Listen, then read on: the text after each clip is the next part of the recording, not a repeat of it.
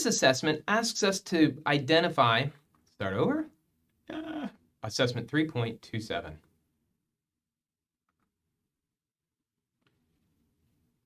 This assessment asks us to predict whether the methyl-methyl eclipsing interaction will be larger or smaller than 1.3 kilocalories per mole. Why is 1.3 kilocalories per mole the number chosen here? It's because that's the value for the CH3H eclipsing interaction. When you have a methyl group eclipsed with a hydrogen, you have a large group eclipsed with a small atom.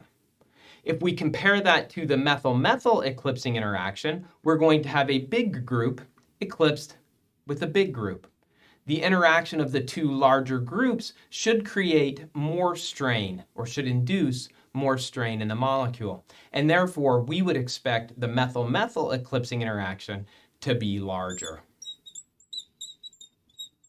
Spoiler alert, the value is 3.0 kilocalories per mole for the methyl-methyl eclipsing interaction.